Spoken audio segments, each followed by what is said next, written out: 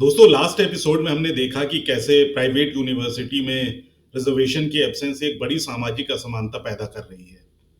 अब सवाल है, क्या इसका हल वाकई प्राइवेट इंस्टीट्यूशंस में रिजर्वेशन लागू करना है, या फिर जैसे कई लोग कहते हैं ये गलत रास्ता है, इससे मेरिट की धज्जियां उड़ जाएंगी। इस दूसरे भाग में हम आरक्षण वर्सेस मेरिट की इस पुरानी बहस को समझेंगे, लेकिन नए नजरिए से। इसमें हमारा पथ प्रदर्शन करेंगे कुछ गहरी सोच वाले विद्वान और नेता, जिनमें क्रिस्टोफर जेफरी लॉ, कांचा एलैया और राहुल गांधी तक शामिल हैं। सबसे पहले मेरिट या योग्यता की बात। अक्सर रिजर्वेशन का विरोध करने वाले कहते हैं कि आरक्षण से योग्य स्टूडेंट्स की बलि चढ़ जाती है। मतलब उनकी जगह कम योग्य यानी लेस डिजर्विंग कैंडिडेट्स ले लेते हैं, सिर्फ जाति या वर्ग के आधार पर। ये तर्क नया नहीं है। पिछले 70 सालों से ये बात कही जा रही है। जब भी एससी एसटी या ओबीसी कोटा की बात होती है तो ये बात उठती है।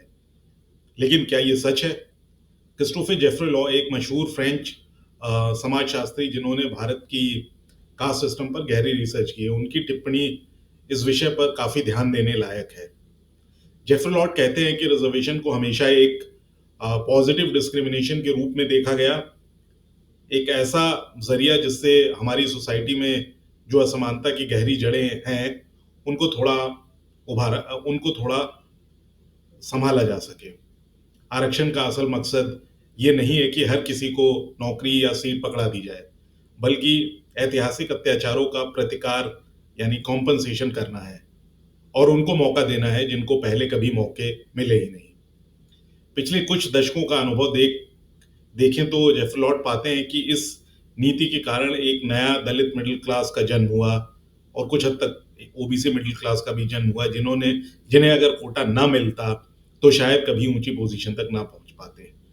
जैसे भारत सरकार के विभिन्न क्षेत्रों में अनुष्ठानों से पता चलता है, रिसर्च से पता चलता है कि आरक्षण के जरिए एससी एसटी ओबीसी वर्ग के लोग अब क्लास 1 ऑफिसर्स, डॉक्टर्स, प्रोफेसर्स बन के उभर रहे हैं।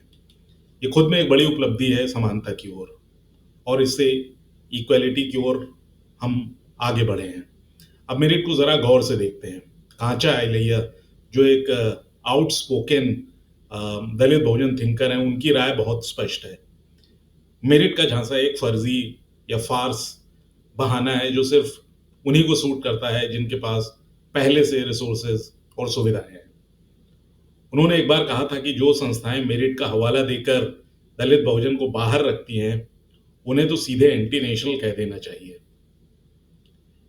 इतना कड़क बयान देने के पीछे उनका तकाजा ये था कि अगर देश के आधे से ज्यादा लोगों को आप शिक्षा से बेहतर मौकों से वंचित रखेंगे तो देश का नुकसान ही करेंगे, फायदा तो नहीं होगा।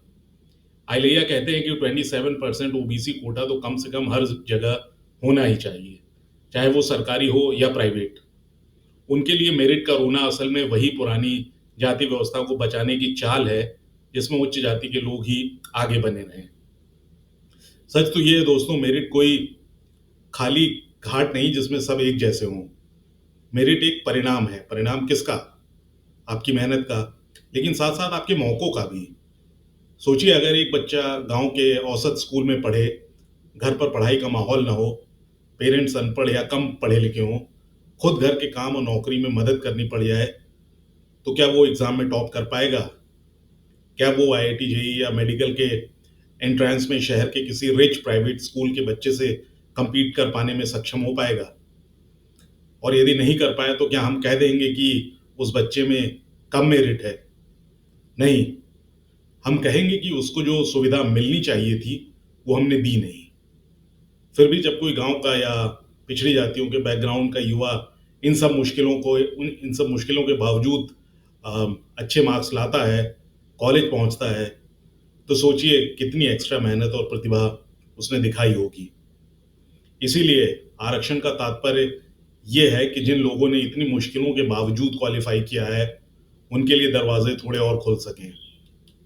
योगेंद्र यादव ने इस सिचुएशन को इफेक्टिवली मेंटेन्ड इनइक्वालिटी यानी प्रभावी रूप से बरकरार असमानता का नाम दिया है। मतलब ऊपर ऊपर से तो लगता है सबको कि मौके मिल रहे हैं, पर सिस्टम ऐसा डिजाइन हो चुका है कि पुराने एलिट्स, सामाजिक रूप से अग्रिम वर्ग, अपनी लीड हमेशा बनाए रखता है। प्राइवेट यूनिवर्सिटीज़ की दुनिया कुछ ऐसी ही है, जहाँ फीस इतनी ज़्यादा है, एडमिशन की प्रक्रिया में नेटवर्क और पैसों का खेल इस हद तक चलता है और कोचिंग और इंग्लिश का फ़ायदा सिर्फ कुछ को मिलता है।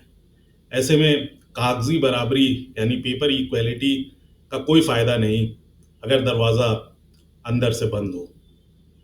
आरक्षण इस दरवाजे को खोलता है। जेफे लॉ और उनके साथी एकेडमिशियंस का एनालिसिस बताता है कि जब सरकारी नौकरी और कॉलेज में कोटा लग गए, तब पिछड़े वर्ग की उपस्थिति धीरे धीरे बढ़ी, उनकी आर्थिक और शैक्षिक हालत सुधरी और सबसे बड़ी बात, उनकी अगली पीढ़ी की सोच भी बदली। एक एससी अधिकारी के बच्चे को देखकर आसपास के पड़ोस के दलित बच्चों में भी उत्साह जागता है कि अगर हमारे जैसा इंसान कलेक्टर बन सकता है तो हम क्यों नहीं। रिजर्वेशन का साइकोलॉजिकल इम्पैक्ट भी होता है। सेल्फ कॉन्फिडेंस बढ़ना उन कम्युनिटीज का जिन्हें हमेशा नीचा महसूस कराया गया है।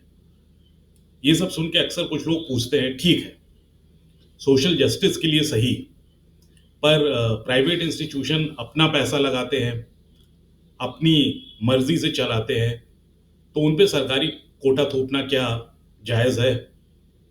बात सही है, क्योंकि प्राइवेट सेक्टर अपने नियम से चलना चाहता है। लेकिन हमारा संविधान कहता है कि जाति के आधार पर भेदभाव नहीं होना चाहिए।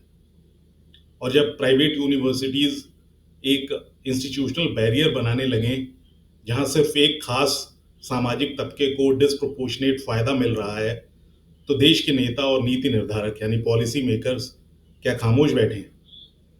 आर्टिकल 15(5) जोड़कर 2005 में इसीलिए ताकत दी गई थी सरकार को कि वो किसी भी शैक्षिक संस्था इंक्लूडिंग प्राइवेट में पिछड़े वर्ग की उन्नति के लिए खास प्रावधान कर सकती है।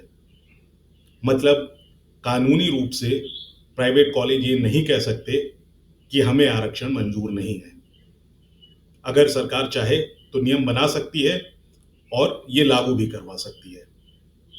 असलियत में पिछले 10-15 साल से अलग अलग कमिटीज और राजनीतिक दल इस पर चर्चा करते रहे हैं। लंबी लंबी चर्चाएं हुई हैं। राहुल गांधी, जो अब कांग्रेस के नेता हैं और नेता प्रतिपक्ष भी हैं, उन्होंने भी हाल ही में एक रैली में कहा कि मैं लड़ता रहूंगा जब तक प्राइवेट शिक्षा संस्थानों में आरक्षण लागू नहीं हो जाता। उन्होंने ये भी दावा किया कि जब तक कास्ट सेंसस नहीं होगा और पता नहीं चलेगा कि कितने ओबीसी कितने एससी हैं, तब तक पूरा इंसाफ नहीं हो सकता, क्योंकि डेटा होगा तभी पॉलिसी सही बनेगी। इससे ये भी संकेत मिलता है कि बड़ी बड़ी पार्टियां अब इस मामले पर सीरियस हो रही हैं। कांग्रेस खुद अपनी सरकार आने पर 50% के जो रिजर्वेशन की सीलिंग है उसे बढ़ाने की बात करने लगी है और शायद कुछ राज्यों में किया भी है। ये सब दिशा इस ओर की है कि देश में सामाजिक न्याय को नए दौर में ले जाना है। एक और नज़रिया देखते हैं। कई लोग आर्ग्यू करते हैं कि रिजर्वेशन का फोकस गरीब पर होना चाहिए, ना कि जाति पर, क्योंकि सब जाति में गरीब लोग होते हैं। अब ये बात सही है कि गरीबी सब जगह है, लेकिन जाति और वर्ग का हमारे देश में ऐतिहासिक संबंध है। दलित, आदिवासी, ओबीसी वर्ग में गरीबी और मार्जिनलाइजेशन का लेवल बहुत ऊंचा है, क्योंकि सदियों तक उनको रिसोर्सेज से दूर रखा गया। अगर हम सिर्फ इकोनॉमिक कोटा की बात करें और कास्ट को इग्नोर कर दें, तो रिस्क है कि जो गहरी सोशल डिस्क्रिमिनेशन है वो एड्रेस नहीं होंगे।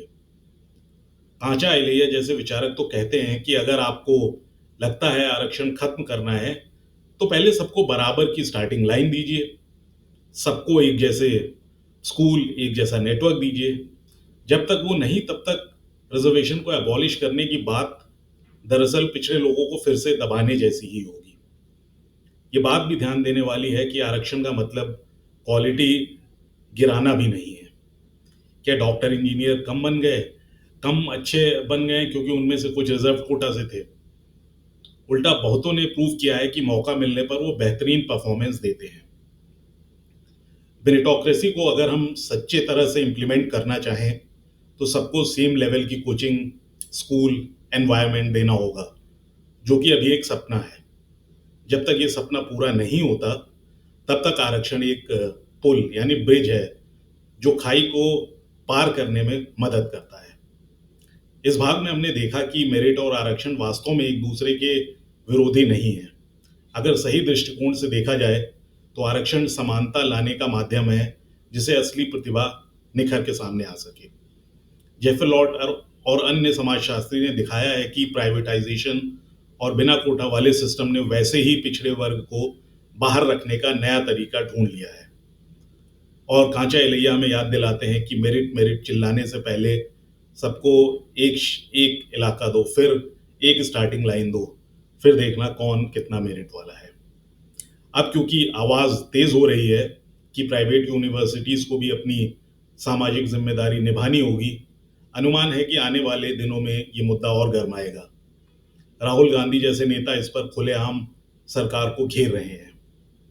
उन्होंने पीएम से जाति जनगणना यानी कास्ट सेंसस तक की मांग जोड़ दी, जिसे कि सरकार ने एक्सेप्ट भी कर लिया है और इस प्रश्न के साथ जोड़ी है और सरकार पे इल्जाम भी लगाया है कि वो सिर्फ बड़े इंडस्ट्रियलिस्ट यानी अदानी अंबानी के लिए काम कर रही है, पिछड़ी जातियों के लिए नहीं। यानी रिजर्वेशन इन प्राइवेट सेक्टर अब सिर्फ एकेडमिक डिबेट नहीं, बल्कि चुनावी मुद्दा भी बन सकता है। और यहाँ एक दिलचस्प बात यह है कि योगेंद्र यादव एक और पॉइंट उठाते हैं अपने आर्टिकल में कि अगर प्राइवेट सेक्टर में आरक्षण लागू होता है, तो दलित, आदिवासी और पिछड़े ये तीनों वर्ग एक साथ इस मुद्दे पर आ सकते हैं। आज की राजनीति में कहीं ना कहीं इन वर्गों के बीच कुछ दूरियां रही हैं। कभी कभी अलग मांगे, अलग पार्टीज को सपोर्ट भी करते हैं, लेकिन जब बात सबके हक व हकूक की आती है, तो शायद एक नई एकता बन सकती है। ये सामाजिक न्याय की राजनीति को भी मजबूत कर सकता है। तो दरअसल मेरिट वर्सेस रिजर्वेशन की लड़ाई असल में एक सोच की लड़ाई है। एक तरफ वो सोच है जो सबको एक ही नज़र से देखना चाहती है, पर ये भूल जाती है कि सबकी दौड़ शुरू होने की जगह अलग अलग है। दूसरी तरफ वो सोच है जो कहती है पहले सबको दौड़ की सेम स्टार्टिंग लाइन पर लाओ, तभी विनर को असली विनर कहा जा सकेगा। रिजर्वेशन उस सेम लाइन पर लाने की कोशिश का एक हिस्सा है। अब हम तीसरे और अंतिम भाग की ओर बढ़ेंगे। वहां पर हम बात करेंगे कि अगला कदम क्या हो सकता है। क्या सिर्फ कानून बना देना काफी होगा? प्राइवेट संस्थान इनका विरोध कैसे करेंगे? क्या कोई बीच का रास्ता निकाला जा सकता है जिससे क्वालिटी भी बनी रहे और समानता भी आए? और सबसे अहम, हम और आप इस बदलाव में क्या भूमिका निभा सकते हैं? थोड़ी देर सोचिए इन मुद्दों पर, क्योंकि अगली किस्त में हमारा फोकस इसी पर होगा। मिलते हैं एपिसोड 3 में, जहां इस डिबेट को अंजाम तक ले जाने की कोशिश करेंगे।